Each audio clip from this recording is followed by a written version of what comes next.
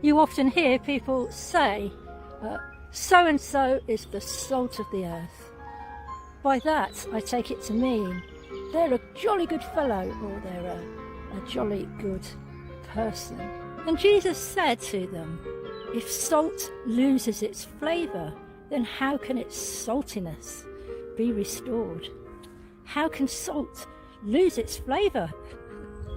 Possibly by being polluted by sand or some other substance, so that the tiny grains of salt are few and far between. I guess it could lose its flavour that way. One problem with having the salt pot in the kitchen is that when it gets quite steamy, sometimes the salt won't come out because of condensation. Are we people whose salt, whose goodness is able to flow freely, or are we all bunged up with something else that stops us from being free and generous? Well, in Jesus's time, in Israel and all over the Middle East, salt was a very precious commodity. It was used in bartering for property. It was used particularly in a covenant between two people, two tribes.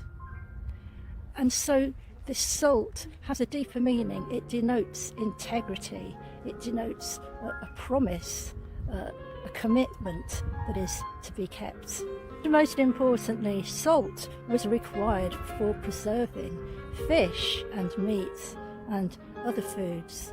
They didn't have a freezer in those days. They didn't have a fridge. Cooking a community meal for Faith Cafe Newport, our little face-to-face fellowship group that meets regularly. And I made sure I put some salt in the food. I didn't want it to taste insipid, to taste of nothing. And I also put some other lovely things in it, like coconut milk with the chicken and vegetables and spices.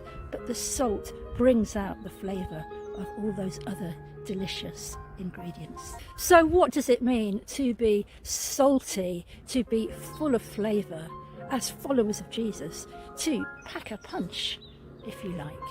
Well, it's interesting because Jesus starts talking about the salt of the earth just after his 12th, his final beatitude, you know, the blessed are the sayings in Matthew 5. And he says, blessed are you when you are persecuted, when people revile you and hate you and say all kinds of dreadful things about you. Rejoice and be glad, literally leap for joy, dance for joy, because such they did to the prophets before you.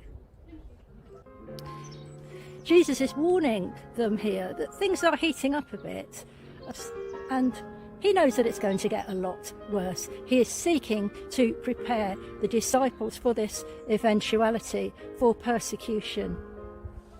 There is a prophetic calling here, the very fact that they are attracting this kind of opposition from the great and the good, even the religious in their society, indicates that they are just like the prophets, and terrible things were done to the prophets. And so he is warning the disciples that following him is not going to be a picnic.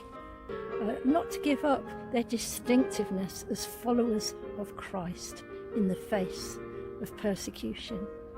And neither should we. We live in quite a shallow world. It would pressure us and try to entice us, to seduce us into its shallowness, into its foolishness, away from the depth, from that gutsy wisdom, from that wholehearted commitment to being disciples of Jesus Christ. And that's what makes us so distinctive. So don't give up. In the Aramaic language that Jesus was speaking these sayings, there was a link between the words taste and wisdom. So if you were salty, if you had taste, if you had this distinctiveness of goodness, of saltiness, then you were wise. So when he says to the disciples, if your saltiness is lost, how can it be restored?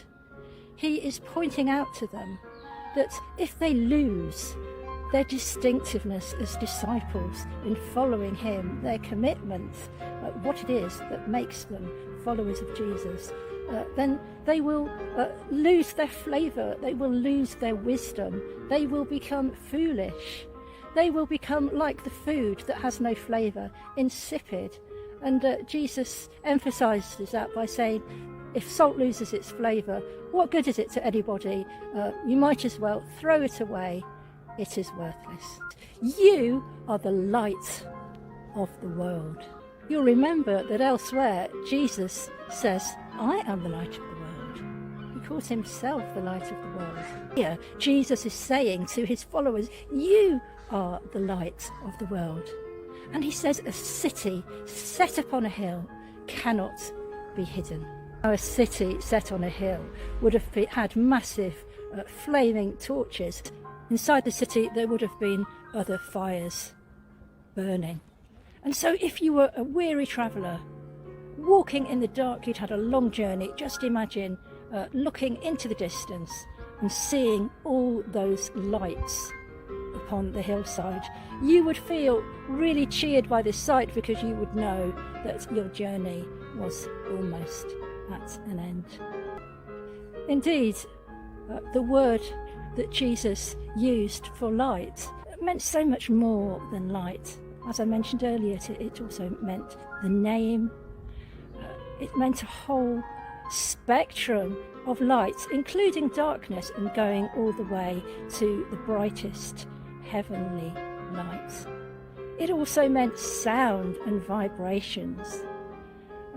And when Jesus said, you are the light of the world, he is really saying that they are very special indeed.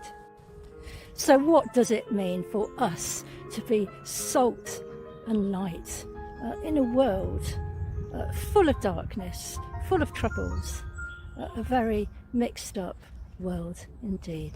Well, let's not forget that Jesus was talking to a group of people, not just one of the disciples, but probably quite a large group. There wouldn't have just been the 12, there would have been women who followed them, and there would have been quite a few others. We tend to try to apply this kind of teaching individually, and of course it's important to be committed to it as individuals. How can I personally be salt and light in the world, in my community? But let's remember that the whole image of a city set on a hill is of a load of fires, of a load of flaming torches, of a load of lights together them from a distance.